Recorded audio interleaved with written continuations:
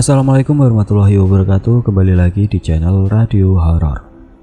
Untuk kisah kali ini ada sebuah cerita yang diambil dari akun Twitternya Om Ras. Sebuah kisah yang berjudul Anyir Mes 36 Kebun Karet. Sebelum kita masuk ke ceritanya, tekan dulu tombol like video ini dan jangan lupa tekan juga tombol subscribe channel ini dan nyalakan juga lonceng notifikasinya agar tidak ketinggalan cerita-cerita lain dari channel ini. Dan bagi teman-teman yang ingin membaca langsung ceritanya, nanti silahkan saja kunjungi linknya yang nanti akan saya sertakan di kolom deskripsi. Dan jangan lupa di follow juga akun Twitter penulis. Dan seperti apa untuk kisah kali ini? Langsung saja kita simak berikut ini.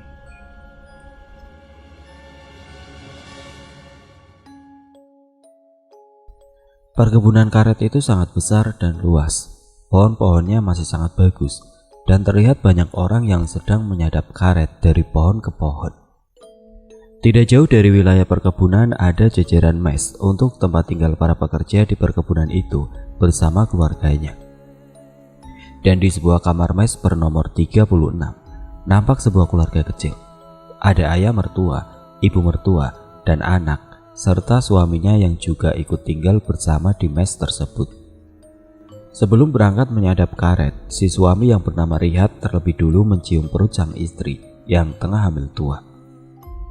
"Jangan terlalu capek ya, jaga si ini," kata Rihat seraya mengelus perut istrinya. "Iya pasti, ya sudah Ki, kamu berangkat," balas istrinya sembari tersenyum. Si suami berangkat dengan berjalan kaki bersama dengan ayah mertuanya. Kebahagiaan keluarga kecil itu nampak sangat sempurna. Seorang istri yang cantik dan selalu setia menemani suaminya walau dalam keadaan apapun. Dan hingga akhirnya bisa menjadi seperti sekarang ini. Di halaman mes itu berdiri tegak sebuah pohon besar dengan akar-akar yang bergelantungan. Entah apa alasan orang-orang membiarkan pohon menyeramkan itu tetap tumbuh di wilayah mes. Matahari sudah mulai meninggi dan setelah sholat zuhur, Tuti mendengar suara burung elang yang berbunyi sangat nyaring mengelilingi kawasan mes. "Ada apa ya mah? Kok elang itu berputar-putar di atas sana?" tanya Tuti seraya menunjuk ke atas langit melalui jendela. "Itu pertanda akan ada yang meninggal. Kalau tidak hari ini, ya besok atau lusa," jawab si Uma sambil terus melipat baju-baju milik ia dan suaminya. "Ah, Uma menakut-nakuti saja." "Bukannya menakut-nakuti, tapi kepercayaan akan suara elang yang berbunyi berkali-kali adalah pertanda kematian. Bukan hanya Uma yang tahu, tapi semua orang di sini juga tahu. Uma pernah buktikan, sehari saat kakekmu sebelum meninggal, terdengar suara elang seperti ini juga. Tapi elangnya terbang berputar di atas rumah. Suaranya kalau didengarkan menyayat sekali," ujar si Uma. "Ya juga ya mak, suaranya seperti sedih sekali. Aku jadi merinding," ujar Tuti. "Mak, aku mau ke rumah Nini Tia ya mak, soalnya perutku kadang-kadang terasa sakit," pamit Tuti. "Jangan lupa bawa kadut yang Uma bikinkan itu ya. Dan ingat, pulangnya jangan lewat pukul 4 sore," pesan si Uma. Tuti mengangguk, lalu mengambil kadutnya yang terletak di atas lemari kayu dan menyelipkan di tali celana dalamnya dengan menggunakan cucuk baju. "Jangan lupa bawa gunting, biar setan tidak ada yang berani mengganggu." "Iya mak, Tuti pamit dulu ya mak." Sepeninggal Tuti, si Uma mulai mencium bau-bau anyir. Bau-baunya tubuh mayat yang sudah mulai membusuk. Bau itu tidak menghilang sampai jam sudah menunjukkan pukul 5 sore karena keasikan memasak dan diikuti rasa takut akan bau anyir yang ia cium selama berjam-jam itu. Alhasil ia lupa akan anaknya, Tuti yang sedang hamil tua dan tidak berada di rumah. Setelah mematikan api bekasnya memasak tadi, si Uma langsung berjalan keluar rumah dengan tergesa untuk menjemput Tuti yang lupa waktu. Setibanya di rumah Nini Tia, ia melihat Tuti yang asik mengobrol bersama Sunti, cucu Nini Tia, yang juga sedang hamil tua pada saat itu. "Tuti, ayo pulang Tut, sudah hampir gelap. Pak Mali, wanita yang sedang hamil keluyuran hampir maghrib," panggil ibunya dari depan pintu. Setelah pamit pada Sunti dan Nini Tia, keduanya pun pulang dengan langkah tergesa. "Mah, jalannya jangan cepet-cepet, sakit perutku," ujar Tuti. "Makanya, kalau jalan itu ingat waktu. Kan tadi sudah Uma bilang, kalau jangan sampai melebihi jam 4 sore. Balas si Uma seraya menarik tangan Tuti agar berjalan lebih cepat lagi. Seiring dengan sampainya mereka berdua di rumah, terdengar azan dari musola yang berada di ujung jalan. Pertanda malam sudah kembali bertahta. Aduh mah, pintu kok tidak dikunci? Kalau ada maling gimana?" semprot si Abah saat keduanya sudah memasuki rumah. Tidak ingin memperpanjang masalah, ibunya Tuti langsung pergi ke dapur dan menyiapkan makanan untuk anak, menantu dan suaminya. Saat suara binatang malam beradu dengan rintik hujan, dari arah kamar orang tuanya terdengar suara teriakan histeris. Saat Tuti dan suaminya pergi mengecek, ternyata si Abah sudah terbaring di lantai dengan masih memakai baju dan kopiah serta sarung. "Abah kenapa, Mah?" isak Tuti. "Uma tidak tahu, Tut. Saat Uma bangun mau ke WC, abahmu sudah tidak bergerak dalam keadaan sujud. Saat Uma coba bangunkan, ternyata abahmu sudah seperti ini," jawab si Uma tidak kalah sedihnya. "Innalillahi, Abah sudah meninggal," ucap Rihat. Pecahlah tangis ibu dan anak perempuannya itu karena memang sama sekali tidak ada tanda-tanda sakit apapun pada si Abah sebelum ia meninggal. Keesokan harinya setelah acara pemakaman, si Uma terus saja melamun duduk di dekat jendela, seolah tidak ada lagi semangatnya untuk hidup saat itu. Air mata terus membanjiri kedua pipinya. Keadaan si Uma sampai berhari-hari seperti itu, tidak mau makan dan minum, meskipun sudah dibujuk oleh Tuti, Rihat, ataupun Nini Tia. Sampai suatu malam sekitar pukul 2 dini hari, teriakan Tuti membangunkan suami dan juga ibunya. Ternyata Tuti sudah waktunya untuk melahirkan. Si Rihat cepat-cepat berlari keluar rumah untuk menjemput Nini Tia. Nih, assalamualaikum nih. Ini saya Rihat, suaminya Tuti. Istri saya mau melahirkan nih," teriak Rihat dari luar rumah. Kaki dan tangannya nampak keringetan, dan saat Nini Tia keluar, Rihat langsung menariknya untuk segera berjalan menuju ke arah mes yang ia tinggali. "Sebentar, aku ambil barang-barangku terlebih dahulu," ujar Nini Tia seraya menarik tangannya dari tarikan Rihat. Lalu mereka berdua pun berjalan dengan sangat cepat ke mes. Di jalan tiba-tiba tercium oleh keduanya bau ganyir. Bau yang sama ketika ayahnya Tuti mau meninggal. "Jangan ditegur, cepatlah berjalan," ujar Nini Tia seraya menepuk pundak Rihat. Sesampainya di mes bernomor 36 itu, mereka langsung masuk ke dalam rumah. Di dalam terlihat Tuti dan ibunya yang tengah menangis sambil memijit-mijit kaki Tuti. "Tetubannya sudah pecah, ayo bantu Nini, kau dorong perut istrimu dari situ," ujar Nini Tia sesaat setelah mengecek keadaan Tuti. 1, 2, 3, dorong perlahan-lahan, kalau sedang humi, tahan dulu. Sedikit lagi, hajan terus Jo, lagi, kepalanya sudah keluar, ayo dorong, hajan lagi, ujar Nini Tia. "Alhamdulillah, anakmu sudah lahir, laki-laki," ujar Nini Tia. "Tanganmu jangan dilepas dari perut istrimu, tahan dulu, seperti itu, agar tambuninya tidak naik," kata Nini Tia yang sembari membersihkan darah dari bagian hidung si bayi. Dan setelah tambuni atau ari-ari sebesar piring itu keluar, Nini Tia langsung meletakkan abu hangat di upi, lalu menyuruh Rihat untuk memindahkan istrinya ke atas upi yang sudah diberi abu hangat tersebut. "Ini supaya tidak pendarahan saat naik ke aliran," ujar Nini Tia menjelaskan.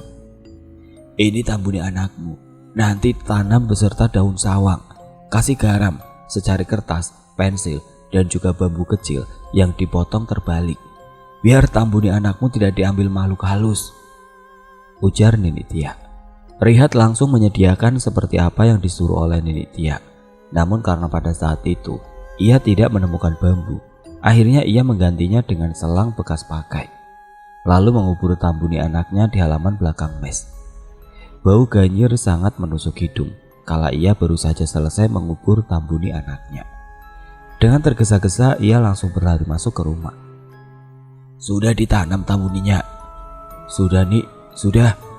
"Kalau begitu langsung saja azani dulu anakmu ini." Keesokan harinya ibunya Tuti terlihat lebih baik dari hari-hari sebelumnya. Sudah sedari pagi ia bergelut di dapur untuk memasak nasi dan juga mencari sayur kelakai untuk sayur makan Tuti. Sementara suaminya Tuti sudah berangkat kerja setelah memandikan istrinya tadi pagi. "Tuti, mau kemana kamu? Wanita sehabis melahirkan itu jangan banyak gerak. Sobekannya masih belum sembuh. Nanti kalau kamu terlalu banyak gerak, malah susah sembuh lukanya," tegur ibunya saat melihat Tuti yang baru saja akan berdiri. Dan setelah mendengar teguran ibunya itu pun, Tuti akhirnya mengurungkan niatnya. "Mah, tolong ambilkan kandutnya Tuti di lemari itu, Mah," pinta Tuti. Menjelang sore hari, Nini Tia datang untuk memberikan sebuah gelang sawan untuk anaknya Tuti. Konon, sawan itu adalah hantunya. Jadi saat gelang ini bergemerincing, hantu sawan itu akan takut. Jadi jangan lepaskan pada anakmu. Dan jangan tidurkan anakmu sewaktu senja. Kalau anakmu tidur sewaktu senja sampai habis maghrib, usahakan peluk tubuhnya. Karena anak dalam 40 hari itu masih sangat rentan terhadap gangguan makhluk halus. Oh ya, satu lagi. Jangan lupa taruh cermin di atas kepala anakmu. Biar hantu-hantu yang berusaha mengganggu akan ketakutan saat mereka melihat wujudnya sendiri, pesan Nini Tia. "Kalau begitu, aku pulang dulu ya Tut. Mari." Matahari mulai condong, bertanda sebentar lagi akan gelap. Namun sedari Nini Tia pulang tadi, anaknya Tuti menangis terus-menerus, diiringi dengan bau-bau ganyir yang pekat. Entah dari mana sumbernya, mereka pun tidak tahu. Tangisan bayi itu dari senja sampai sehabis isya, bahkan suaranya sudah hampir tidak terdengar lagi karena saking lamanya menangis. Tuti dan ibunya dibuat panik dan khawatir. Untungnya saat Rihat pulang, bayinya langsung berhenti menangis dan mau ditidurkan. "Anakmu menangis terus, Saat. Kata orang, tidak baik anak bayi begini menangis lama. Itu pertanda buruk untuk orang-orang di sekitarnya," ujar si Uma. "Ah, Uma selalu bilang begitu. Mungkin anakku menangis ya karena haus atau masuk angin," bantah Tuti tidak setuju. "Tapi dari tadi Uma pegang, ubun-ubunnya tidak berlobak. Itu berarti anakmu tidak apa-apa, tidak masuk angin. Tapi dia sedang merasakan sesuatu." "Sudah Ama, Tuti risih dengar Uma berbicara seperti itu," ujar Tuti. Jangan bersitegang begitu, tidak baik. Yang penting kan sekarang dia sudah tidak menangis lagi," kata Rihat menengahi. Tepat tengah malam, bau-bau ganyir semakin pekat tercium. Udara saat itu juga sangat dingin, menusuk sampai ke tulang. Dan suara-suara burung gagak terdengar sampai ke dalam rumah. Suaranya kadang-kadang terdengar begitu dekat dan kadang-kadang menjauh. Rihat bangun dari tempat tidurnya dan melihat istrinya sedang menyusui anak mereka di sampingnya. "Belum tidur?" tanya Rihat. "Belum bisa, anak kita selalu terkejut kalau aku memejamkan mata." "Aku makan dulu ya, nanti aku gantikan menidurkan si kecil," ujar Rihat. Ya, kebiasaan lama Rihat mulai muncul lagi. Dia bisa tiba-tiba lapar di tengah malam seperti itu. Di dapur, Rihat mengambil sepotong ikan patin dan sesendok sambal terasi, lalu menuangkan air panas ke nasinya, lalu mulai makan.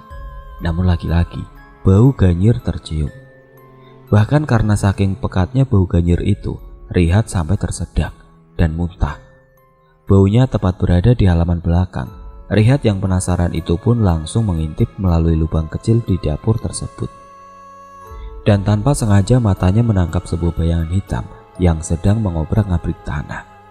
Namun karena tidak yakin dengan apa yang ia lihat, Rihat mengucek-ngucek matanya, lalu mulai mengintip lagi. Tidak terduga dari arah lubang yang sama, muncul sebuah mata putih pucat yang juga tengah menatapnya. Rihat terlonjak kaget dan berteriak, membuat istrinya yang berada di kamar ikut kaget. Rihat berlari sampai kakinya terantuk pintu dan berdarah. Nafasnya tidak beraturan. namun ia enggan untuk memberitahu Tuti tentang apa yang baru saja ia lihat. "Kenapa kau teriak-teriak?" tanya Tuti. Itu tidak apa-apa.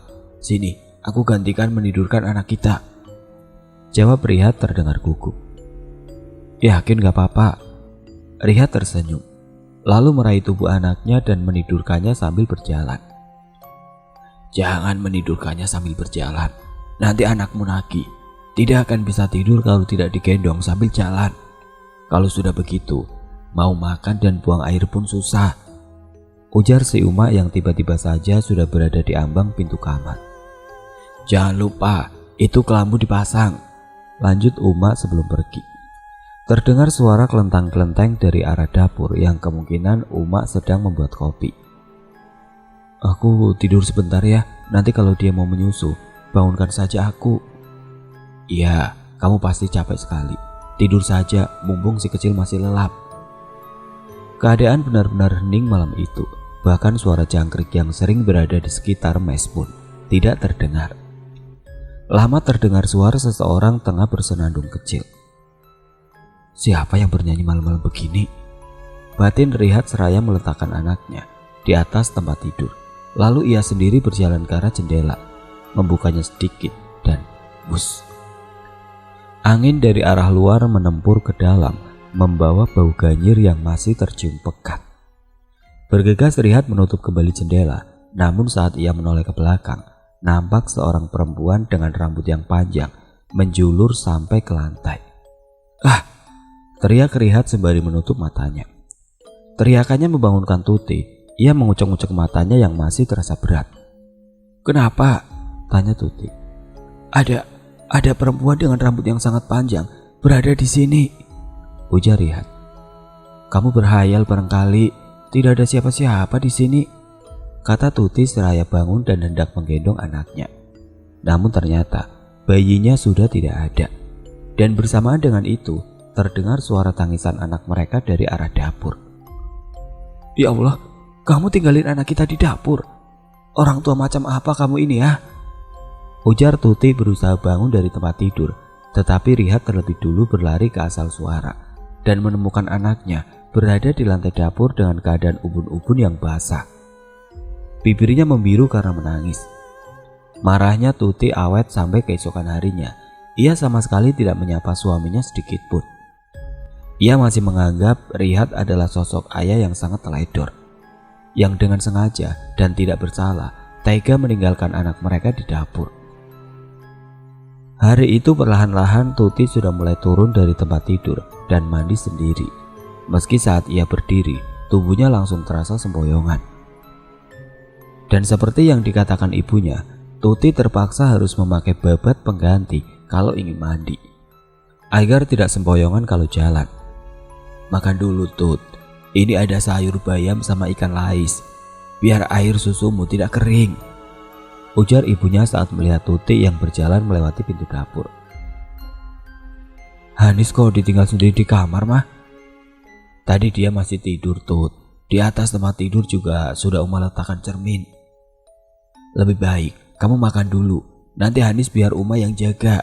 Kamu pasti capek kan semalaman menyusui dan begadang."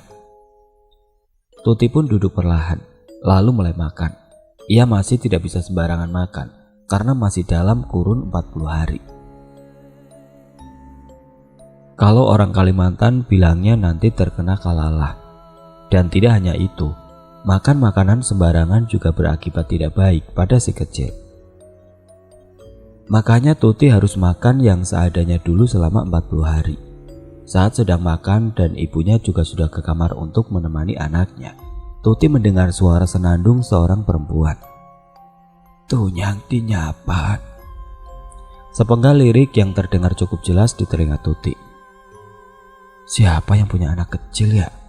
gumam Tuti bertanya-tanya karena memang seingatnya mes 37 dan 38, 39 itu kosong karena para karyawan yang menghuni mes 37 dan 39 lebih memilih tinggal di perkampungan yang berjarak 10 km dari perkebunan. Sementara penghuni mes 38 sudah berhenti kerja setelah istrinya meninggal karena suatu penyakit. Setelah selesai makan, Tuti masuk ke dalam kamar.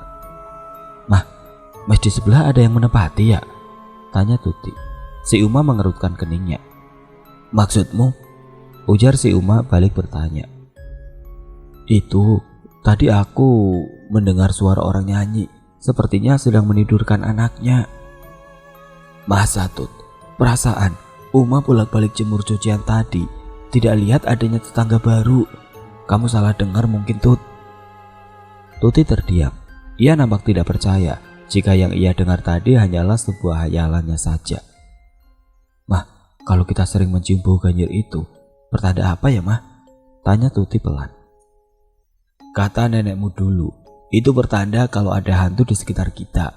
Tapi sudahlah Tut, jangan terlalu dipikirin. Bisa saja kan itu bau tambuni anakmu yang sudah mulai mengalami pembusukan." "Memangnya dikuburkan di mana tambuni Hanis, Mak?" "Itu di belakang mes sepertinya." Selepas asar, Hanis bayi mulai kembali menangis. Suara tangisannya sampai parau, membuat Tuti juga ikut menangis. Ibunya Tuti menaruh beberapa mangkuk air di depan pintu dan juga membuat tanda silang serta garis lurus dari kapur dan kunyit di bawah pintu dan jendela. Si Uma juga menaruh hitam arang di pertengahan antara kedua alisnya Hanis. Anehnya, tangisan Hanis berangsur-angsur berhenti. Kalau anak bayi seperti ini menangis setelah asar sampai maghrib, itu tandanya dia diganggu oleh sesuatu. Makanya dikasih arang seperti ini, agar tidak melihat sosok-sosok pengganggu itu lagi, karena mata batinnya masih terbuka sangat lebar, ujar ibunya Tuti. "Kalau kamu capek Tut, Uma bisa tidur di sini. Menggantikanmu menjaga Hanis, biar Rihat tidak terganggu tidurnya. Kasihan, dia juga capek seharian menuri." "Kalau Uma mau, alhamdulillah, Tuti tidak keberatan. Malah Tuti khawatir kalau abahnya ikut jagain Hanis. Soalnya tadi malam dia meninggalkan Hanis di dapur Mah. Hanis sampai nangis kejer," ujar Tuti. "Dapur? Memangnya kenapa bisa sampai ke dapur?"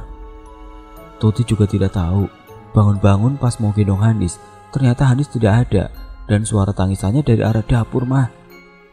"Aduh, bahaya kalau tiap malam seperti itu Tut. Ya sudah, Uma mau membereskan kelambu terlebih dulu, memindahkannya kemari, biar nanti malam Uma tidur di sini."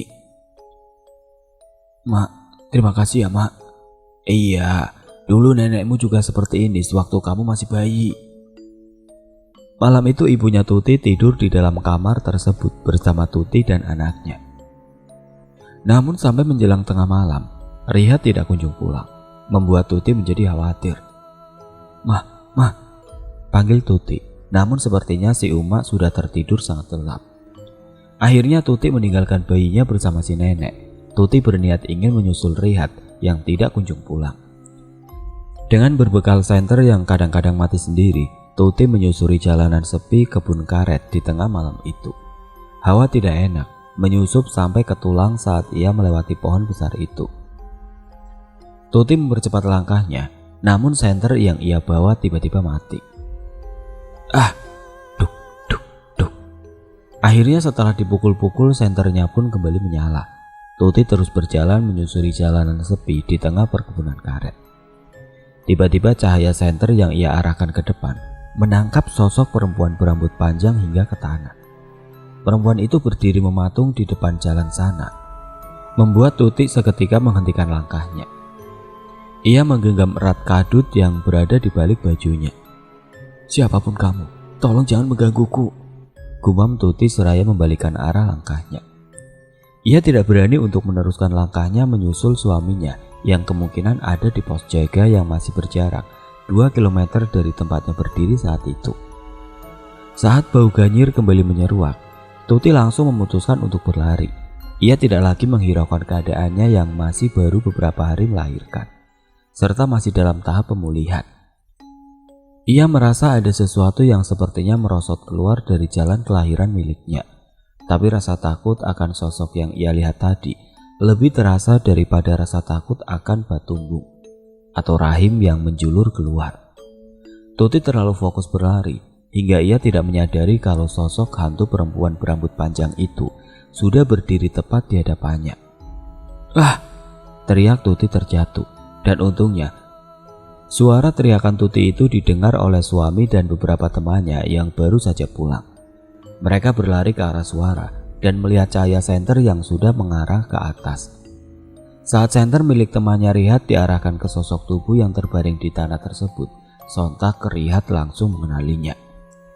"Ya Allah, kenapa istriku bisa sampai kemari?" ujar Rihat seraya berlari menghampiri tubuh istrinya. "Lihat, ada cacaran darah di sini. Lebih baik kita bawa istrimu pulang," ujar salah satu teman Rihat yang menyenter seonggok darah kental yang berada di tanah. Singkatnya, mereka mengantar Rihat dan istrinya sampai ke rumah. "Ada apa dengan Tuti?"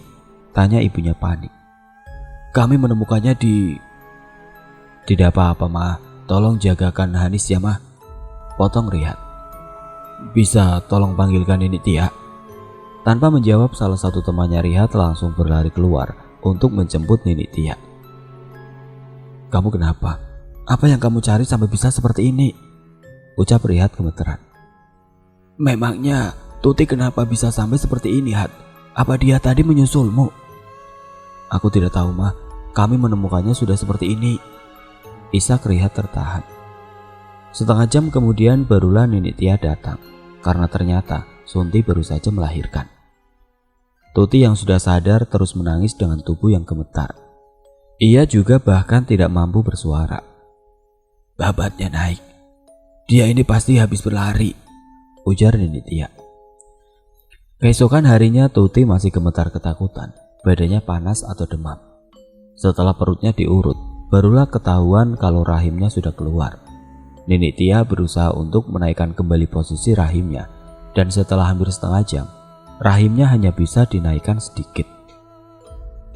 "Ada apa sebenarnya, Tuti? Coba ceritakan pada Nini." Perempuan itu sangat menakutkan," ucap Tuti terbata-bata. "Perempuan? Iya." "Rindati," gumam Nini Tia. "Apa ini?" tanya Rihat. "Ah, tidak, bukan apa-apa," ujar Nini Tia gelagapan. "Rihat, saat kamu menanam tambuni anakmu itu, apa kau sudah melakukan semua yang aku katakan?" tanya Nini Tia. Rihat terdiam. Cukup lama ia tidak menjawab pertanyaan Nini Tia, hingga akhirnya Nini Tia lebih memilih untuk mencari kuburan tambuni itu di belakang mes. "Rihat, Rihat!" teriaknya. Rihat bergegas menyusul Nini Tia ke belakang mes. "Dasar bodoh, kenapa tidak ada bambu? Kemana bambu dan daun sawang yang aku suruh malam itu? Kenapa kau tidak menuruti perkataanku, bodoh? Sekarang anak dan istrimu dalam bahaya," bentak Nini Tia. "Bambunya tidak ada, begitu juga dengan daun sawangnya," jawab Rihat. "Kenapa tidak kau cari terlebih dahulu sebelum menanamnya, bodoh?" "Maaf Nik, tapi malam itu aku benar-benar tidak tahu harus berbuat apa. Karena itu adalah momen pertama dalam hidupku melihat anakku. Sekarang cepat cari sawang dan bambu, gantung di depan pintu dan jendela, biar makhluk itu tidak bisa masuk ke dalam rumah," ujar Nini Tia. Tanpa berani menjawab, Rihat langsung bergegas mengambil parangnya, lalu pergi mencari sawang dan bambu seperti yang disuruh oleh Nini Tia. Sementara di dalam mes, Tuti mulai menunjukkan perubahan sikap. Wajahnya nampak lebih pucat dan terus menatap anaknya tanpa berkedip dalam waktu yang sangat lama. "Tuti, kau tidak apa-apa?" tanya Nini Tia yang sudah curiga akan perubahan sikap Tuti. "Buatkan ayunan untuk anakku," ujar Tuti. "Apa? Bukankah anakmu belum genap 40 hari dan juga belum bapalas? Sebelum itu tidak boleh diayun." "Kemarikan anakku," pinta Tuti. Ibunya langsung menyerahkan bayi tersebut pada Tuti. Tuti mulai menyanyikan lagu dengan nada yang sendu. "Tuti, kadutmu di mana?" tanya Nini Tia. "Aku tidak tahu," jawab Tuti singkat, seakan tidak suka bila diajak mengobrol. Nini Tia menatap Tuti. Matanya seketika terbelalak ketika melihat sebuah tanda di kaki perempuan itu, bercak darah berwarna hitam. Nenek Tia seketika mengerti. Tuti, boleh Nenek pegang anakmu dulu? Jangan sentuh anakku, teriak Tuti. Nenek Tia tercekat. Benar dugaannya kalau Tuti saat itu sedang dirasuki. Ia langsung bergegas keluar kamar dan menemui ibunya Tuti di dapur. Dia bukan Tuti, bisik Nenek Tia yang langsung membuat ibunya Tuti menjatuhkan sendok sayurnya ke lantai. Jangan keras-keras. Lalu apa yang harus kita lakukan? Apa Tuti akan baik-baik saja? Aduh, aku khawatir sekali dengan Tuti, ujar ibunya mulai panik. Aku akan berusaha mengulur waktu. Makhluk itu tidak akan keluar rumah di waktu siang begini. Nah, kau carilah menantumu. Bantu dia mengumpulkan sawang dan bambu runcing, ujar Nenek Tia. Tanpa banyak tanya, ibunya Tuti langsung pergi melewati pintu belakang dengan pisau kecil di tangannya. Nenek Tia keluar rumah dan memetik beberapa tangkai bunga melati, juga menangkap seekor ayam, lalu membunuh ayam tersebut dan mengeluarkan isi perutnya, menyajikannya di dalam piring putih, serta sejari darah ayam di dalam gelas, dan membawanya ke kamar Tuti. Di dalam kamar, Tuti terlihat mengelus-ngelus wajah bayinya. Bau ganyir tercium dari tempat tidur Tuti. Tuti, Nenek bawain ini untukmu. Siapa tahu kamu lapar. Letakkan saja di situ, Santia, ucap Tuti masih terus membelai-belai anaknya. Nenek Tia gemeteran, langsung meletakkan bunga melati bahkan tanaik manuk atau jeroan ayam dan sejari darah ayam di lantai, lalu bergegas keluar kamar. Di dapur, sesekali ia mendongakkan kepala di pintu, berharap Rihat dan ibunya Tuti segera datang. Namun berjam-jam ia menunggu, tidak ada tanda-tanda kepulangan keduanya. Lagi-lagi terdengar suara nyanyian dari dalam kamar. Namun kali ini suaranya terdengar lebih dingin dan menakutkan. Singkatnya, matahari mulai tenggelam, pertanda malam akan segera tiba. Dari kejauhan, Rihat sudah pulang membawa banyak potongan-potongan bambu runcing dan juga daun sawang yang dia dapatkan dari kampung. Kemana saja kau ini, Rihat? Sudah hampir malam begini baru pulang, bentak Nenek Tia. Aku mencari sawang dan bambu ini di kampung.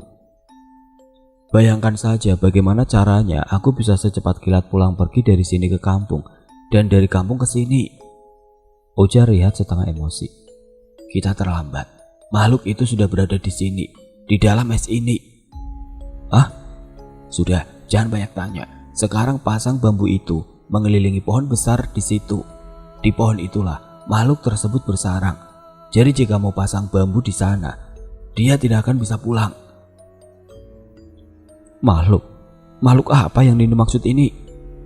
Tanya Rihat. Kuntilanak, bisik Nenek Tia. Mendengar nama itu, Rihat langsung bergegas menuju ke pohon besar. Satu persatu bambu runcing ia tancapkan di tanah. Namun seiring dengan itu, terdengar teriakan Tuti dari dalam kamar. Nenek Tia melihat tubuh Tuti yang seperti 3 jari berada di atas lantai seperti melayang. Ia mundur sehingga terpojok ke dinding. Kau menolak lupa denganku, Santia, ujar Tuti seraya menatap Nenek Tia dengan kepala yang seperti kaku. Mereka tidak salah terhadapmu, Rindati. Mereka bahkan tidak tahu siapa kamu. Jangan samaratakan manusia-manusia yang sudah membuatmu seperti ini dengan yang tidak bersalah. Tuti berteriak. Suaranya memekakan telinga, lalu melukai bagian wajah Nenek Tia sampai ke dada dengan kukunya yang hitam dan panjang. Darah menyembur dari luka tersebut, membuat Nenek Tia seketika tumbang. Jangan kau ganggu mereka. Sementara itu gelapnya malam sudah mulai pekat. Rihat dikagetkan dengan kedatangan istrinya yang sambil menggendong anak mereka. Bambu itu tidak akan membantu. Kau jangan percaya pada Nenek Tia. Aku sudah tidak apa-apa, kata Tuti. Syukurlah kalau begitu. Sudah malam, ayo kita masuk. Kan katamu tidak boleh membawa anak saat maghrib-maghrib seperti ini, ajak Rihat. Kau duluan, aku akan menyusulmu di belakang. Rihat yang tidak curiga sedikit pun pada gerak-gerik istrinya langsung berjalan mendahului Tuti. Sesampainya di depan pintu, barulah Rihat sadar kalau Tuti tidak ada di belakangnya. Tuti, panggil Rihat. Astaga Nini, ya Allah, kenapa bisa begini? Ujar Rihat berusaha menolong Nenek Tia yang sudah sangat lemah. Rindati membawa istri dan anakmu, ungkap Nenek Tia terbata-bata karena sambil menahan sakit. Nafas Rihat naik turun. Ia tidak tahu pasti siapa orang yang punya nama Rindati. Tapi yang pasti tadi ia sama sekali tidak melihat adanya orang lain di dekat istrinya. Apa mungkin itu nama dari sosok kuntilanak yang dikatakan oleh Nenek Tia tadi? Dengan berat hati terpaksa Rihat berlari keluar mes. Ia mengetuk satu persatu pintu mes yang berisi beberapa orang penyadap karet. Namun tidak ada satupun yang membukakan pintu. Hingga saat ia sudah hampir putus asa berkeliling dan berteriak-teriak di perkebunan karet itu, dari kejauhan terlihat beberapa orang yang sedang berjalan kaki. Senter milik mereka diarahkan ke sana kemari.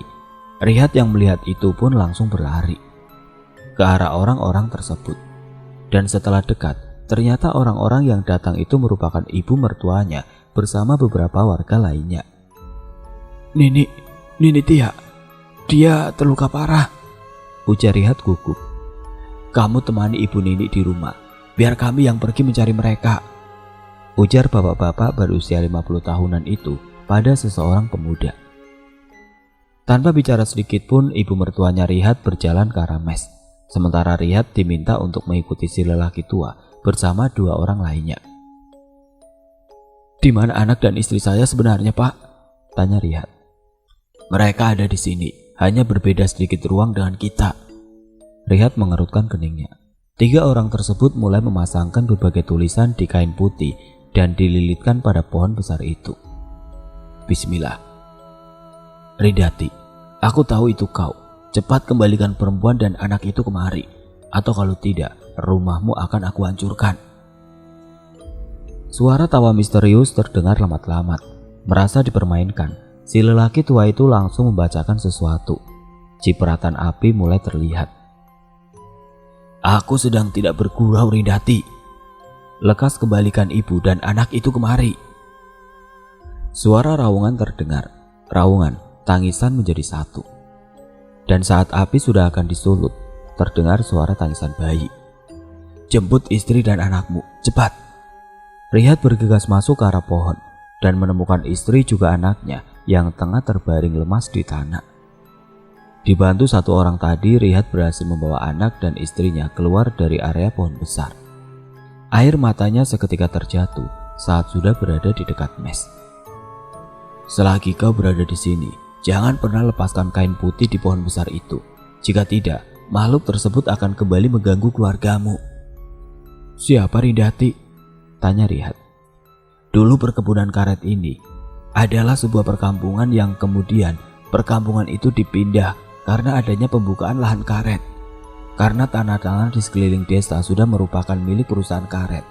Makanya desa itu dipindah ke desa yang sekarang kami tinggali. Dulu di desa ini ada seorang gadis cantik, sangat-sangat cantik, bernama Rindati.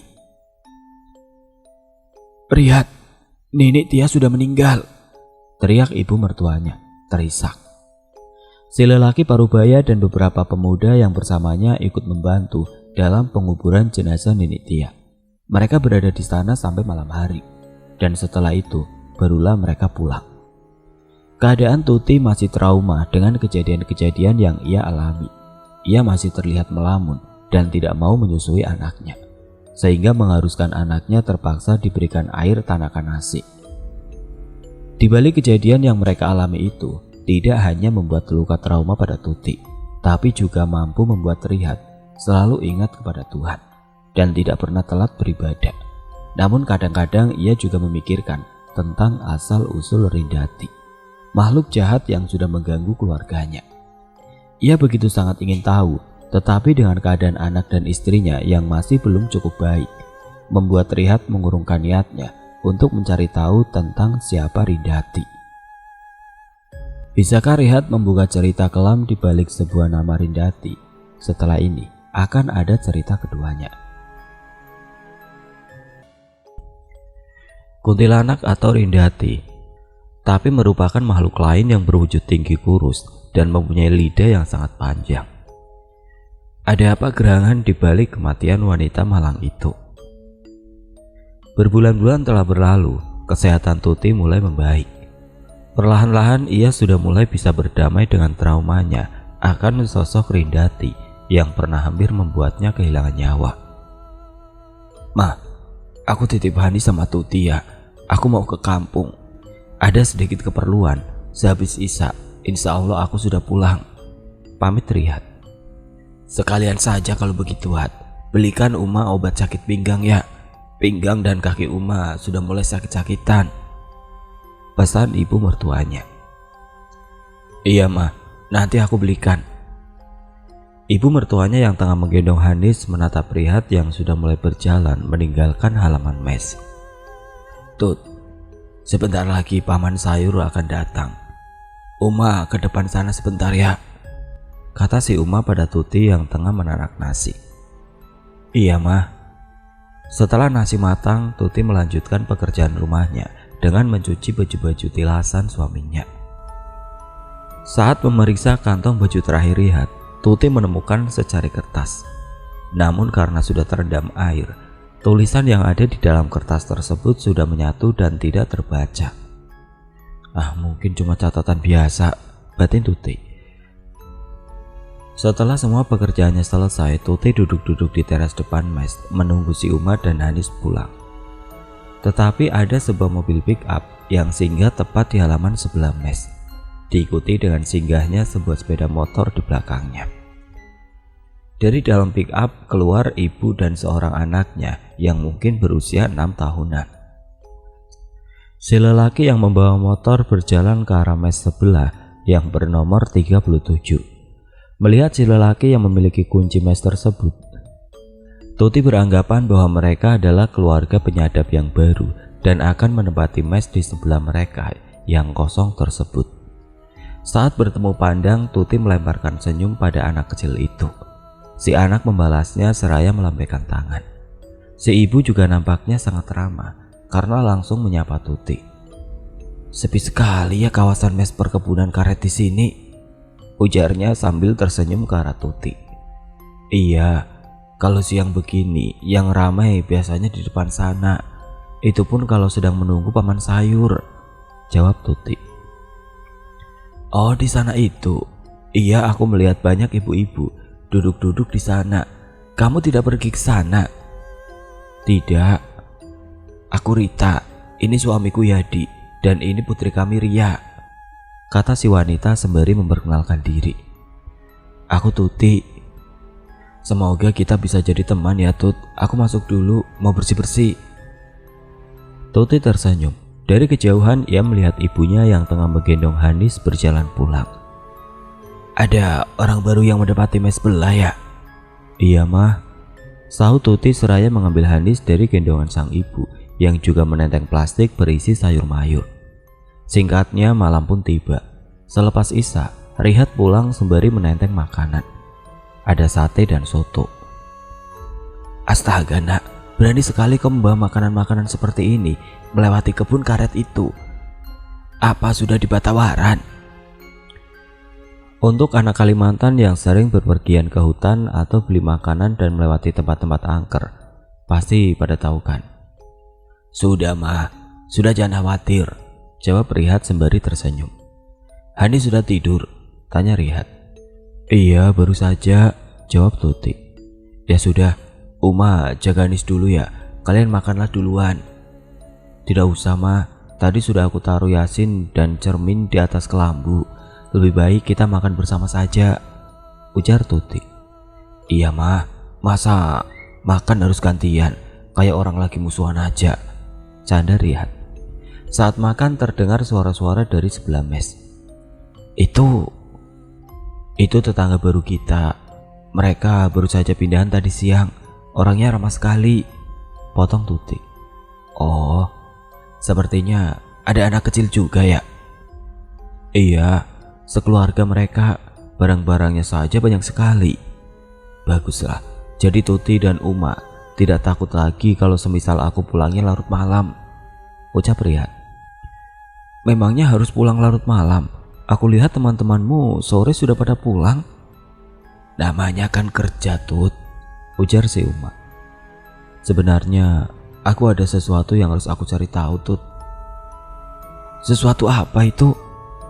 Nanti aku beritahu kalau sudah waktunya, jawab Rihat seraya memakan makanannya. Malam semakin larut. Suara-suara serangga malam mulai terdengar memenuhi kebun karet. Rihat masih duduk di luar kelambu.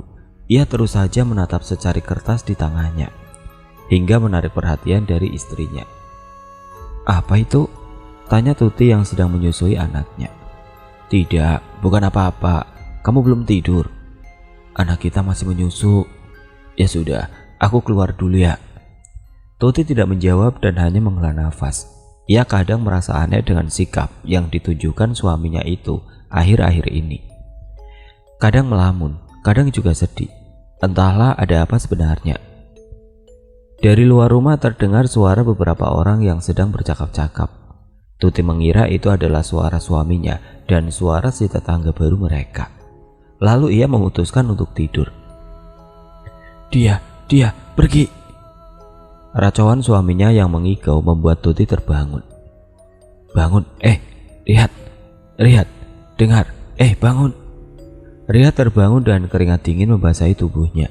Nafasnya nampak terengah-engah. Kamu mimpi apa? Tanya Tuti. Rihat masih mengatur nafasnya yang berantakan. Susah sekali rasanya untuk jujur pada istrinya. Ia sangat takut kalau dengan menceritakan semuanya malah akan membuat Tuti kembali jatuh sakit karena mengingat tentang makhluk itu. Bukan apa-apa, ayo tidur lagi. Aku mau minum, ke dapur dulu, jawab Rihat akhirnya. Tuti menghela nafas panjang. Lagi-lagi suaminya bertingkah aneh. Apa yang sedang Rihat sembunyikan dariku? Batin Tuti. Cerita ini sudah lama sekali. Rindati adalah gadis yang periang dan lugu. Parasnya sangat cantik, dengan lesung pipit di kedua belah pipinya. Senyumnya begitu manis. Suaranya yang merdu jika sedang bersenandung. Dia mempunyai seorang adik yang kala itu berusia kurang dari 1 tahun. Dia sering bermain dengan anak-anak kecil di bawah pohon tua yang sekarang berada di dekat mes kalian itu. Di sana dulu ada bekas tali ayunan yang dibuat untuk Rinda bermain bersama anak-anak desa lainnya. Kehidupan Rindati sangat sempurna jika dilihat dari luar. Namun di dalamnya terdapat luka lebar yang menganga. Ya, luka itu tercipta dari perselingkuhan ayahnya dengan seorang perempuan. Perempuan itu datang ke rumah keluarga Rindati, hidup di tengah-tengah keluarga kecil itu, hingga akhirnya diikuti oleh anak tiri si ayahnya tersebut. Lalu mereka semua tinggal serumah bersama. Awalnya terlihat baik-baik saja, sampai suatu ketika kejadian memilukan terjadi. Rindati diperkosa oleh saudara tirinya. Tidak hanya sampai di situ, Rindati digilir hingga mati. Sejak saat itu, hilang sudah keceriaan Rindati. Gadis cantik dan manis itu hilang bagai ditelan bumi. Tidak pernah ada lagi terlihat bermain bersama teman-temannya. Beberapa tahun kemudian, barulah semuanya terungkap bahwa Rindati sudah mati dan mayatnya dimakamkan tepat di bawah pohon besar tersebut. Tidak ada warga yang berani menggali makamnya, karena warga diminta untuk tutup mulut jika tidak ingin bernasib sama. Dan karena pada saat itu mereka adalah orang-orang yang berada, maka mau tidak mau kami harus ikut merahasiakan kejadian tersebut. Hingga sampailah waktunya ketika arwah Rindati datang, membuat satu persatu bayi-bayi di sini sakit dan meninggal. Sampai banyak warga yang pindah ke desa lain saat mereka tengah hamil, karena takut kalau jika anaknya lahir akan menjadi korban keganasan arwahnya Rindati. Cerita Kakak Ilham. Cerita itu terus saja terngiang-ngiang di telinga Rihat, hingga tanpa sengaja mata pahatnya patah karena ternyata yang ia pahat adalah batang dalam pohon karet yang sangat keras. Patah, gumam Rihat. Karena tidak punya pahat pengganti, akhirnya Rihat mencari-cari temannya untuk diminta pinjam pahat cadangan mereka. Berjarak tidak jauh darinya ada Yadi yang juga tengah mulai menuli. Boleh aku pinjam pahatmu? Punyaku patah keduanya, ujar Rihat. Boleh, ini pakai saja, kata Yadi seraya menyerahkan pahat cadangannya. Terima kasih ya, nanti kalau sudah sampai mes akan aku kembalikan. Pakai saja, Aku belum membutuhkan pahat itu. Sekali lagi terima kasih ya. Iya, sama-sama. Selesai menyadap karet, mereka pulang bersama. Sekitar pukul 3 sore, mereka sudah sampai di mes. Karena Yadi memanglah berangkat menggunakan motornya. Ini pahatmu, aku mau ke kampung juga hari ini untuk membeli pahat yang baru. Terima kasih atas pinjamannya ya, ucap Riyad saat mengembalikan pahat milik tetangga barunya tersebut. Kau mau ke kampung? Boleh aku ikut, soalnya aku mau membeli rokok. Kemarin saat pindah, lupa, ujar Yadi. Riyad terdiam sebentar, lalu menyetujui untuk Yadi ikut. Ya sudah kalau begitu, aku makan dan siap-siap terlebih dulu ya, lanjutnya. Di dalam rumah terlihat Tuti yang sedang duduk melipat pakaian. Mau kemana? Mau beli pahat ke kampung, pahatku patah. Pulangnya jangan malam-malam, pesan Tuti. Sekalian belikan kue kering buat cemilannya Hanis. Riyad mengangguk, lalu bergegas ke dapur untuk mandi dan makan. Selesai mandi dan berpakaian, ia ke dapur. Sepiring nasi hangat serta tumis kangkung dan juga ikan patin goreng. Mau sambal juga? Tanya ibu mertuanya seraya meletakkan sedikit sambal yang hanya terbuat dari cabai mentah dan bawang mentah yang diulek dengan sedikit garam. Terima kasih mah. Riyad lalu makan dengan sangat lahap. Ibu mertuanya juga membuatkan segelas teh untuk Riyad, namun Riyad hanya meminum separuh gelas saja karena terdengar suara Yadi dari arah luar. Mau kemana, Hat? Kok terburu-buru? Tanya ibu mertuanya. Mau beli pahat mah, ke kampung. Memang ada yang jualan pahat selain pasar? Ada mah. Oh ya sudah, pamit istrimu sama anakmu dulu sana. Hati-hati di jalan ya nak, kata mertuanya lagi. Iya mah. Setelah makan ia pun masuk sebentar ke dalam kamar mengambil dompet dan uangnya. Aku pergi dulu ya Tut. Cuma kue kering kah yang dibeli? Kamu tidak mau pesan apa-apa? Kalau untukku terserah kamu saja mau belikan apa. Riyad mengangguk. Setelahnya langsung keluar. Halo om, sapa Ria yang sedang berada di gendongan ayahnya. Halo Ria, balas Riyad. Abah dan om mau kemana? Mau ke kampung. Ria mau dibelikan makanan apa? Tanya ayahnya. Kalau boleh, Rianya mau mainan rumah-rumahan bah, ucap polos anak itu. Kalau mainan, tidak ada yang jual, ya kan Om Riyad? Ujar Yadi memberi kode agar mengiyakan. Iya, karena di kampung jarang sekali ada yang jual mainan nak, ucap Riyad. Setelah berpamitan, keduanya pun berangkat menaiki motor milik Yadi. Di sepanjang jalan keduanya mengobrol, hingga tidak terasa jarak yang berkilo-kilometer pun sudah terlalui dengan cepat. Mereka mulai memasuki kawasan perkampungan. Belok kiri Yad. Nah, di situ, itu warung yang terbesar dan terlengkap di sini, tunjuk Riyad. Motor milik Yadi diparkirkan tepat di depan warung. Lalu mereka berdua turun. Yang ini berapa? Itu 35.000. Kalau yang di bawahnya itu 25.000. Riyad mengambil kedua pahat tersebut. Aku ambil 2 sama kue kering dan mie instan 5 bungkus. Selesai membeli apa yang menjadi tujuan, keduanya pun keluar dari warung. Kamu pulang saja duluan. Aku nanti habis maghrib. Loh kenapa? Nanti aku temani. Mau kemana? Arahin saja. Nanti aku antar. Tidak enak masa perginya sama-sama, pulangnya sendiri-sendiri, tolak Yadi. Sebenarnya aku mau ke rumah kakek Ilman, mau bertanya kelanjutan kisah hidup Rindati. Yadi mengerutkan keningnya. Kamu jangan bilang kamu berselingkuh, ujar Yadi. Ah, yang benar saja kamu ini. Mana ada aku berselingkuh. Rindati itu sudah meninggal berpuluh-puluh tahun yang lalu. Arwahnya pernah hampir membunuh istri dan juga anakku, kata Riyad tanpa ia sadari si bapak-bapak pemilik warung. Hantu. Wah, aku jadi penasaran. Aku ikut ya, ujar Yadi. Riyad terdiam. Tapi jangan kasih tahu istriku ya Yad, nanti dia sakit. Aman, rahasiamu tidak akan bocor. Keduanya lalu berangkat ke rumah kakek Ilman sesuai yang diarahkan oleh Riyad. Selamat sore. Sapa Riyad pada seorang kakek-kakek yang tengah meminum kopi.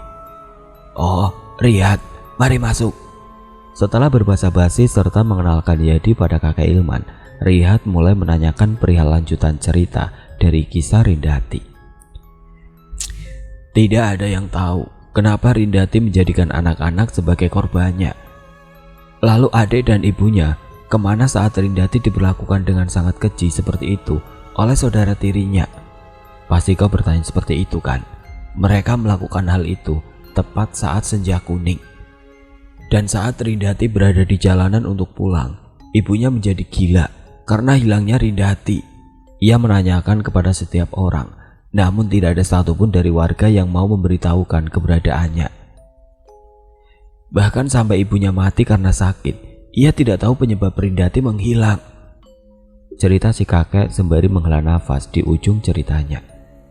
"Bangsat, laki-laki seperti itu harusnya dipotong kemaluannya," umpat Yadi.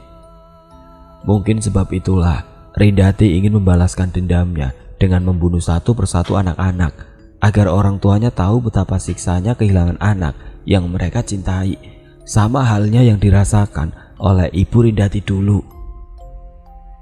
Saat mereka sedang asik-asik bercerita, tiba-tiba datang seorang kakek-kakek yang Riyad pun tidak tahu siapa orang tersebut. Namun anehnya kakek Ilman nampak menunduk dan serba salah saat si kakek asing itu datang. "Aku dengar kalian asik sekali mengobrol. Memangnya tentang apa?" tanya si kakek yang baru datang dengan senyum tipis di bibirnya. "Tentang Bukan tentang apa-apa. Mereka kemari hanya bercerita masalah sadapan getah."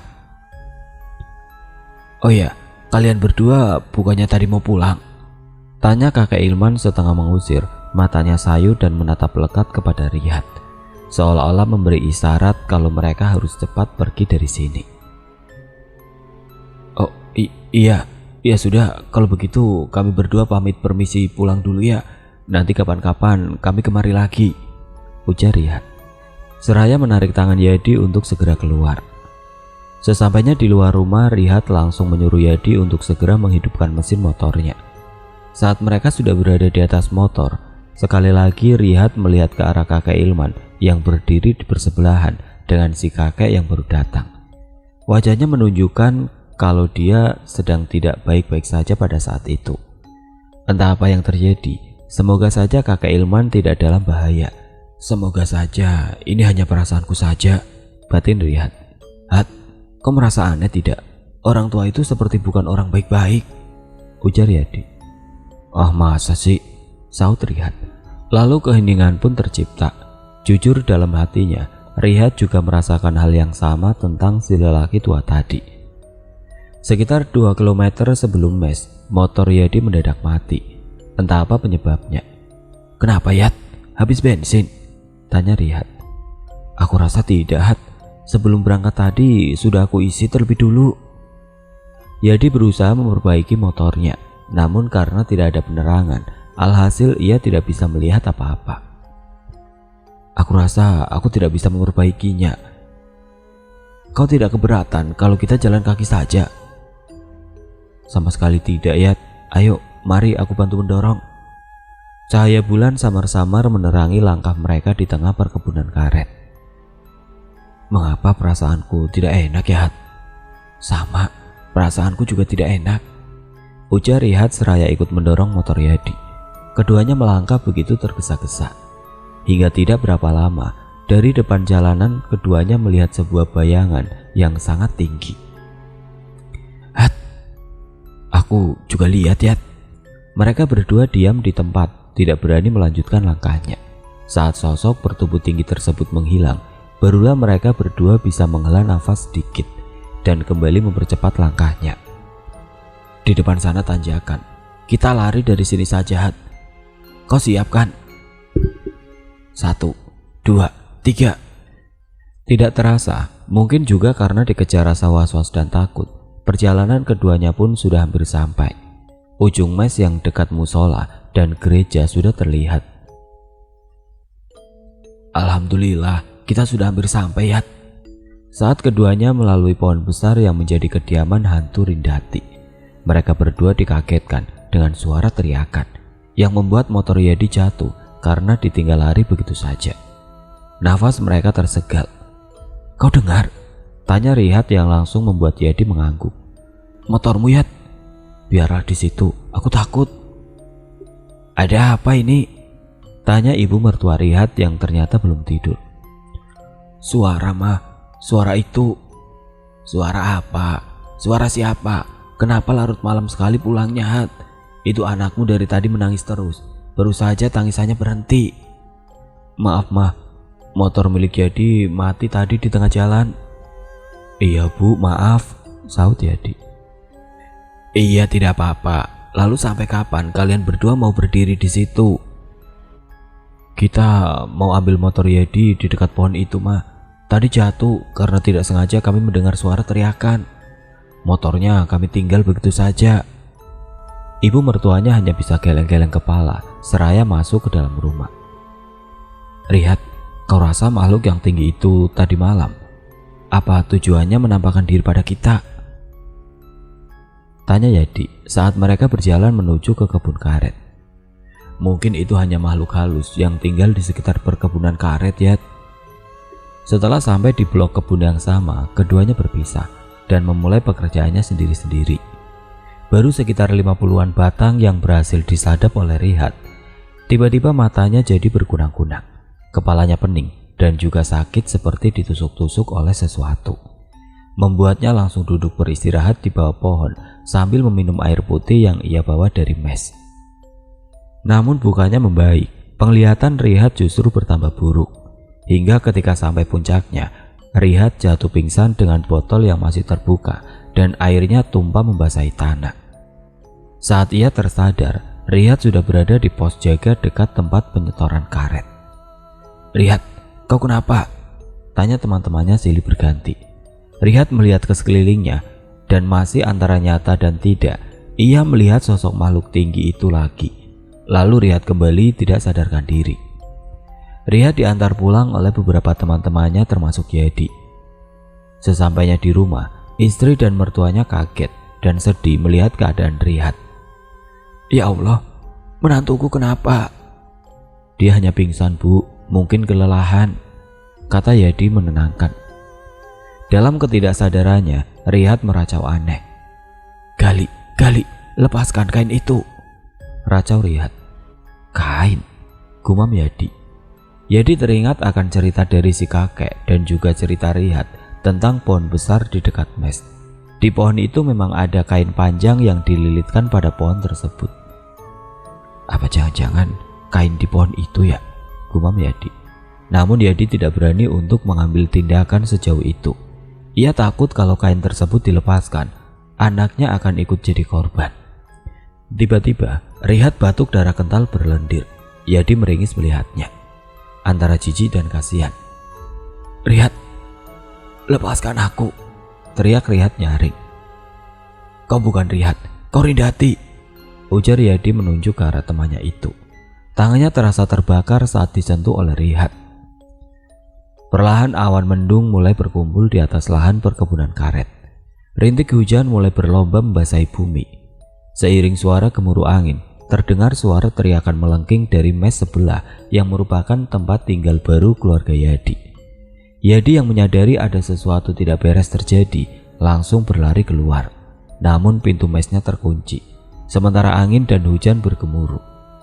Berkali-kali Yadi mencoba mendobrak pintunya, namun nihil. Pintu itu lebih kuat daripada yang ia bayangkan. Ia mengambil batu dan berusaha memecah paksa kaca jendela tersebut dan bang! Seiring dengan pecahnya kaca, pintu mes pun terbuka. Dengan nafas terengah-engah dan dada yang berdebar-debar, Yadi masuk ke dalam rumah.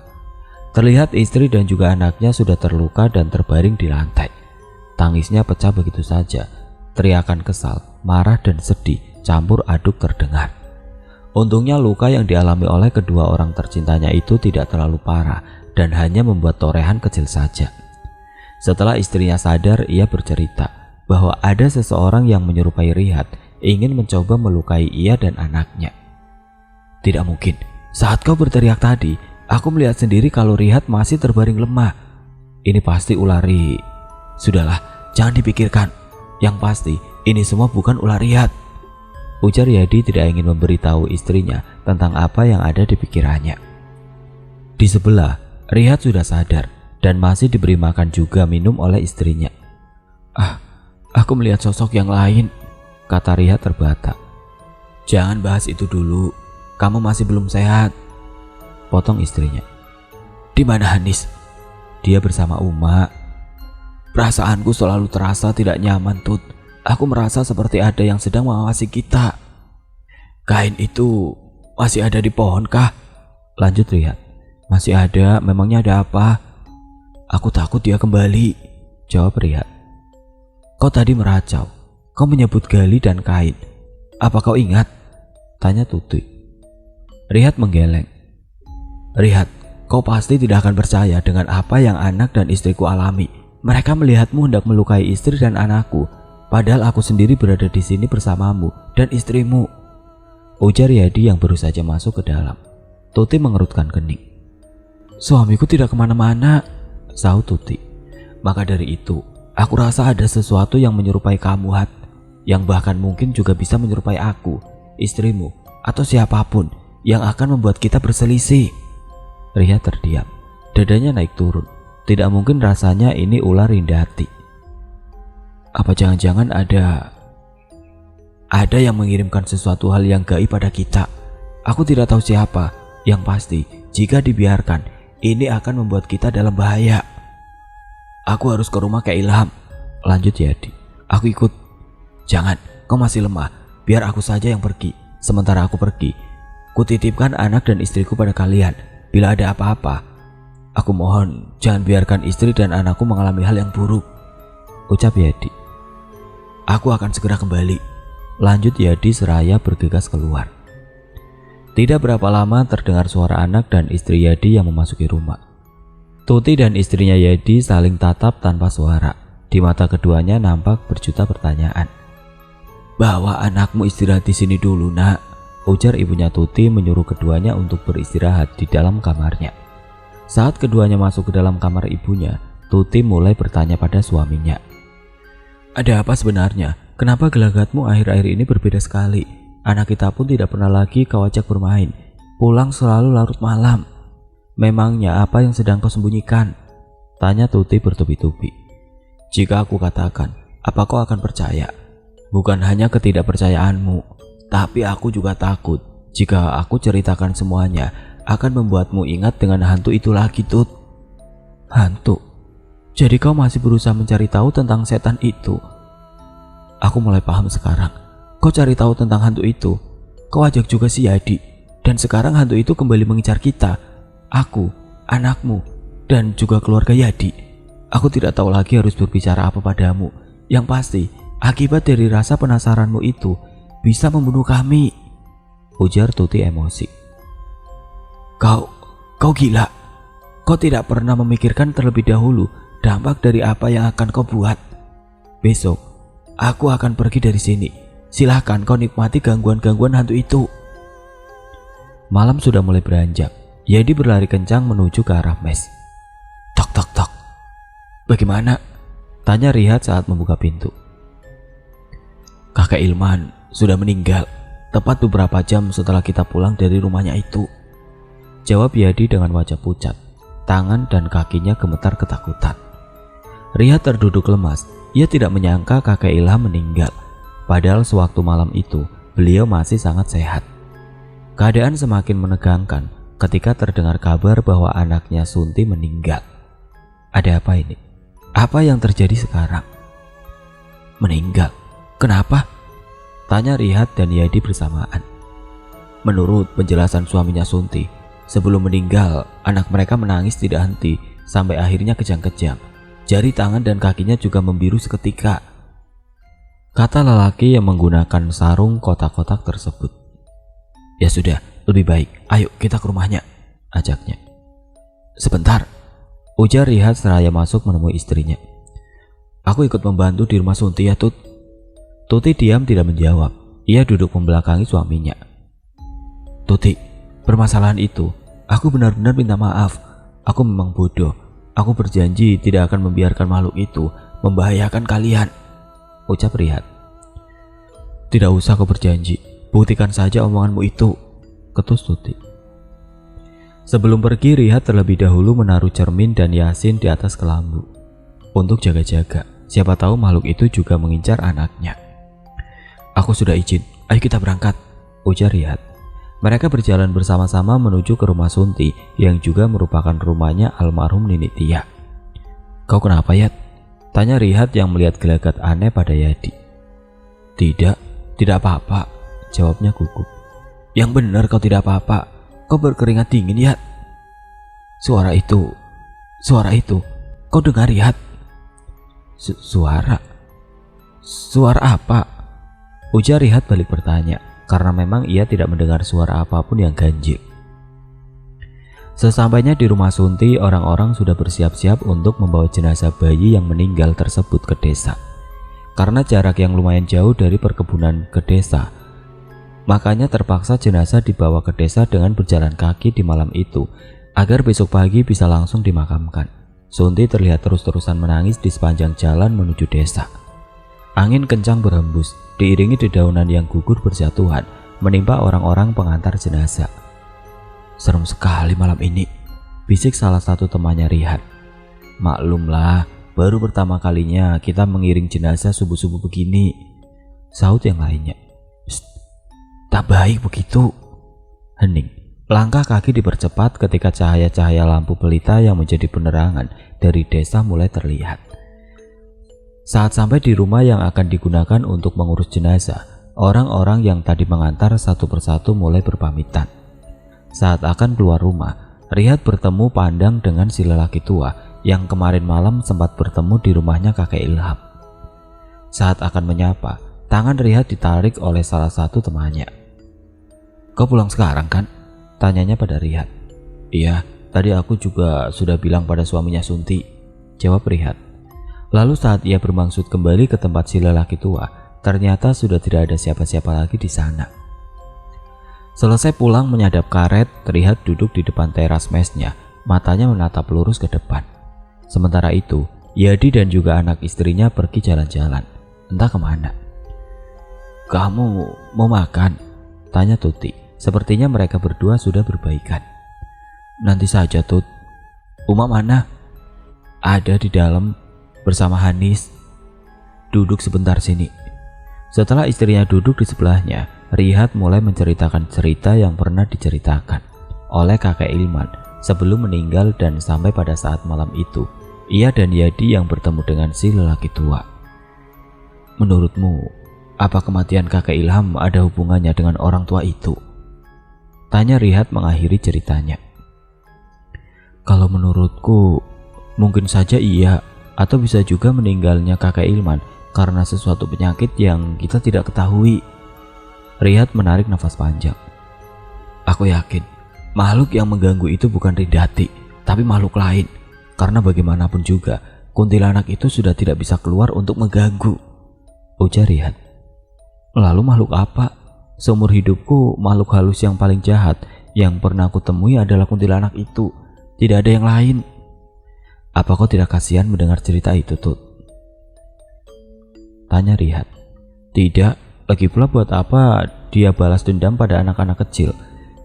Kalau aku yang jadi hantu, aku akan bunuh orang-orang yang sudah jahat padaku, bukan melampiaskannya pada anak-anak. Sekali lagi Rihat menarik nafas panjang sebelum ia masuk ke dalam rumah. Udara malam itu sangat dingin, menusuk sampai ke dalam tulang. Dingin sekali ya, ujar Rihat. Ini yang disebut anginnya orang mati. Bertanda sebentar lagi akan terjadi kematian di daerah sini. Ah, Uma, ujar Tuti. Mes sebelah kosong. Kemana temanmu itu, Hat? Tanya si Uma. Tidak tahu, Mak. Tadi katanya jalan-jalan, tapi sampai sekarang belum pulang tuh. Semoga semuanya baik-baik saja, gumam si Uma. Rihat sedikit was-was karena perkataan mertuanya itu, yang biasanya memang jarang sekali meleset. Sebentar-sebentar ia membuka pintu dan melihat keluar rumah, namun tidak ada tanda-tanda kedatangan Yadi berserta anak istrinya. Hingga pada saat Rihat juga istrinya sudah terlelap tidur, terdengar teriakan memanggil-manggil nama Rihat dan suara pintu yang dipukul-pukul dengan tergesa. Rihat mengucek matanya, lalu beranjak dari tempat tidurnya. Setelah pintu terbuka, Yadi langsung menerobos masuk ke dalam mes dengan keadaan basah kuyup. "Kamu kenapa, Yat? Mana anak dan istrimu?" tanya Riyad. Aku tidak tahu," jawab Yadi gemetar. Riyad mengerutkan keningnya. "Loh, bukannya tadi sore jalan-jalan sama kamu ya?" Yadi mengangguk, namun nampaknya ia tidak mau mengatakan sejujurnya apa yang telah terjadi. Riyad menghela nafas berat. "Istri dan anakmu di mana? Kenapa kau kemari seorang diri? Apa yang sudah terjadi, ah?" ujar Riyad sedikit emosi. "Di jalan tadi, istriku bersikap aneh. Dia melukaiku. Aku rasa dia sudah kerasukan. Dia membawa anak kami pergi. Aku tidak berani mengejarnya, Hat." "Astaga, jadi kau biarkan anak kalian dibawa begitu saja? Ya Tuhan, sekarang juga ayo kita ke sana. Kita cari anakmu sampai dapat," ujar Riyad. Tapi tidak ada tapi-tapian. Aku pernah di posisi ini, Yat. Kau tahu." Riyad lalu berjalan ke arah kamar mertuanya untuk berpamitan. "Mah, aku keluar sebentar. Tolong temani Hanis dan Tuti di kamar ya, Mah." "Memangnya kamu mau kemana, Hat? Malam-malam begini?" "Sebentar saja, Mah," jawabnya lalu pergi. "Ayo," ajak Riyad pada Yadi seraya menarik tangan temannya tersebut. Mereka berjalan di bawah gelapnya malam, ditemani suara-suara binatang malam yang bersautan di pepohonan. Dari kejauhan mata Riyad menangkap sebuah bayangan hitam yang berdiri di tengah jalan. "Di mana tempat terakhir istrimu tadi, Yat?" tanya Riyad pada Yadi yang berjalan di belakangnya. "Di depan sana," tunjuk Yadi. Lamat-lamat terdengar suara nyanyian yang biasanya digunakan untuk menidurkan anak-anak di desa. Itu seperti suara istri kuat." Mereka berdua memasuki area pohon karet, mencari asal suara tersebut, dan tidak berapa lama, senter yang dipegang oleh Riyad diarahkan ke sekeliling. Terlihat di bawah sebuah pohon, istri dan anaknya Yadi sedang duduk dengan wajah yang pucat. Saat Yadi dan Riyad mendekat, istrinya Yadi berteriak sangat nyaring ke arah mereka. Dengan perasaan yang campur aduk antara takut dan berani, Riyad langsung memegangi tangan istrinya Yadi. "Pegangi kakinya, Yat." "Siapa kau, ah?" "Rendati." Kau bukan dia. Aku yakin kau bukan dia," teriak Riyad. Istrinya Yadi juga ikut berteriak, tidak kalah nyaring, hingga membuat binatang-binatang malam menjadi senyap. "Tampar pipinya Yadi." Plak. Dan sesaat kemudian tubuh wanita itu terkulai lemah. "Angkat dan bawa pulang. Biar aku yang menggendong anakmu," ujar Riyad. Tanpa mereka ketahui kalau di dalam mesnya, Tuti yang sedang minum air di dapur dibuat pingsan setelah melihat penampakan sosok kurus tinggi yang tepat berdiri di belakangnya. Membuat ibunya khawatir dan ketakutan. Di luar kelambu melihat bayangan-bayangan aneh yang berjalan ke sana kemari. Namun tidak ada siapapun yang berani masuk ke dalam kelambu. Anaknya Tuti yang masih kecil tersebut seakan menyadari kalau ia dan neneknya sudah dikepung oleh makhluk-makhluk alam lain, langsung menangis sangat nyaring. Atap-atap mes terdengar seperti diinjak-injak, namun entah makhluk apa yang berada di sana. Ibunya Tuti terus berzikir sambil memeluk erat cucunya. Tangisan Hanis masih terus terdengar, bahkan semakin keras. "Lihat, sepertinya kita salah jalan," ujar Yadi dengan nafas ngos-ngosan. Riyad melihat ke sekelilingnya, semuanya nampak sama, dan memang benar mereka sudah berjalan berputar mengelilingi pepohonan karet. Namun tidak kunjung menemukan jalan yang mengarah ke mes. Riyad menarik nafas panjang. Sambil membaca doa-doa yang ia ingat dan hafal, Riyad berjalan maju dengan penuh keyakinan. Tidak berapa lama kemudian akhirnya mereka sampai di tepi jalan yang akan membawa mereka pulang. Namun, baru beberapa langkah saja mereka berjalan, terlihat sebuah sosok tinggi yang berjalan ke arah mereka. "Riyad, tenang, jangan takut, berdoalah." Yadi dan Riyad berdoa sesuai dengan apa yang pernah mereka pelajari. Beberapa doa pendek yang biasanya dipakai sebelum masuk ke WC ataupun sesudah berwudu, ia baca dengan penuh keyakinan. Anda jika tidak sedang berada di posisi tersebut, mungkin doa-doa pendek yang dibaca Yadi itu akan membuat geli perut dan telinga orang yang mendengarnya. Namun mereka tidak ada yang memperdulikan itu semua. Yang terpikirkan hanyalah keselamatan. Dan untungnya mereka saat berlari sambil menggendong istri dan anak Yadi itu bertemu dengan beberapa orang yang sedang berjaga. Mereka langsung ditolong dan diantarkan ke rumah. Namun pintu rumah terkunci. Di dalam juga terdengar suara-suara teriakan serta tangisan dari ibunya Tuti. "Ampun Tut, jangan Tut," teriak ibunya, yang membuat Rihat seketika melotot. Ia tahu sedang terjadi sesuatu yang tidak diinginkan di dalam. Dengan sekuat tenaga, Rihat dibantu beberapa orang yang tadi menolong mereka untuk membuka paksa pintu mes. Berkali-kali percobaan selalu gagal, seperti ada sesuatu yang sangat kuat menahan pintu tersebut. Hingga di percobaan kesekian kalinya, pintu pun dapat terbuka. Ibunya Tuti ditemukan sudah dalam keadaan kritis dengan masih memeluk erat cucunya. Darah ada di mana-mana. Sementara Tuti juga tergeletak penuh darah di lantai dengan linggis di tangannya. Rihat tidak bisa membendung air matanya lagi. Ia tidak menyangka kalau semua ini akan terjadi lagi pada keluarganya. "Ah!" teriak Rihat patah. Beberapa orang yang tadi menolong mereka mencoba mengambil anaknya Rihat dari pelukan sang nenek. Dan untungnya meski terluka di bagian tangan, bayi itu masih hidup. Rihat berjalan keluar rumah, ia menuju pohon besar. Rihat melepaskan kain yang melilit pohon tersebut. "Aku perintahkan kau, balaskan dendamku Rindati," ujar Rihat dipenuhi dengan emosi. Angin berembus sangat kencang menjatuhkan ranting-ranting pohon tua. Gemerisik daun yang tertiup angin menambah seram suasana. Tuti terbatuk, ia kaget melihat tangannya yang sudah dipenuhi dengan darah. Ada apa ini?" tanya Tuti terbata. Tiba-tiba ia kembali terbatuk dan memuntahkan begitu banyak darah. Atap-atap mes berjatuhan ke tanah, membuat beberapa orang yang berada di sana saling tatap dan mendekat. Dan tidak lama setelah itu, Tuti kembali tidak sadarkan diri. Rihat terus mengikuti bayangan perempuan itu yang mengarah ke desa. Di matanya terpancar amarah yang begitu besar. Dendamnya kini bersatu dengan dendam kesumat milik Rindati. Perjalanan ke desa tersebut terasa begitu cepat. Saat Rihat mengikuti sosok Rindati ke sebuah rumah yang berada di ujung desa, ia melihat si lelaki tua. Brak! Rihat terpental saat akan masuk ke dalam rumah itu. Rindati menatapnya tajam dan berteriak begitu mengerikan. Rihat mundur karena ia tahu arwah itu sangat jahat dan tidak mungkin bisa diperintah. Pintu tertutup, suasana mendadak senyap. Rintik hujan mulai turun sedikit demi sedikit. "Rihat!" panggil Yadi yang menyusulnya menggunakan sepeda. "Dari mana kau tahu aku di sini?" "Sudah, jangan tanyakan itu dulu. Mertuamu meninggal, istrimu sekarat, dan anakmu terluka. Lebih baik kau ikut aku ke perkebunan. Kita harus secepatnya membawa mereka keluar dari wilayah itu," ujar Yadi seraya menarik tangan Rihat. "Mertuaku sudah meninggal, istriku sekarat," tanya Rihat gemetar. Rihat berlari pulang diikuti Yadi yang mengayuh sepedanya. Mereka melewati perkebunan. Namun waktu sepertinya sangat lambat. Terasa begitu lama jarak yang mereka tempuh untuk sampai ke mes. Isak tangis Rihat tidak berhenti. Melihat jasad mertuanya yang sudah terbujur, ia benar-benar sangat kehilangan.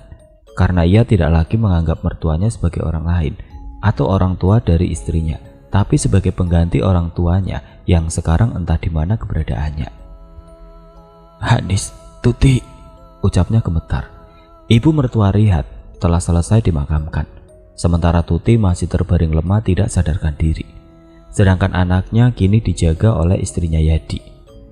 Hari-hari berlalu, keadaan Tuti semakin membaik, namun ia masih tidak mau berbicara sedikit pun.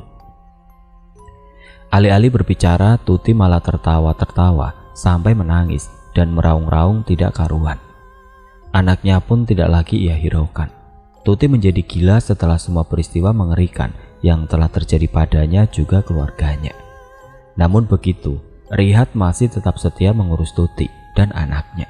Tidak pernah sekalipun ia mengeluh.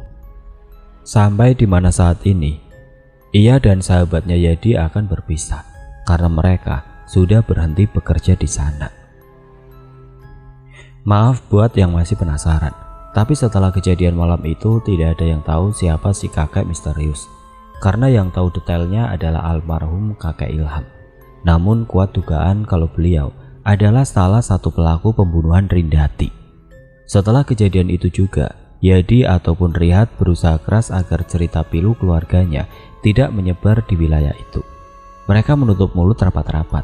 Mereka juga bukan asli penduduk yang berasal dari wilayah tersebut. Begitupun juga dengan teman-teman kerja Riyad yang pernah beberapa kali menolong mereka. Semuanya adalah perantauan yang terkumpul di sana. Dan semenjak kejadian malam itu juga, arwah Rindati sudah tidak pernah muncul untuk mengganggu. Meskipun kadang-kadang masih suka terdengar suara-suaranya yang tengah bersenandung. Kalau untuk Yadi, kenapa bisa tahu kalau Riyad berada di rumah tersebut? Ia tidak pernah mengatakan apapun, bahkan sampai saat mereka berpisah untuk pulang ke daerah mereka masing-masing.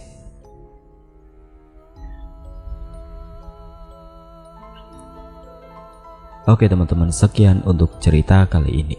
Bagaimana menurut kalian tentang kisah ini? Tulis komentar kalian di kolom komentar. Dan bagi teman-teman yang baru bergabung, jangan lupa untuk like, komen, share, serta subscribe channel ini.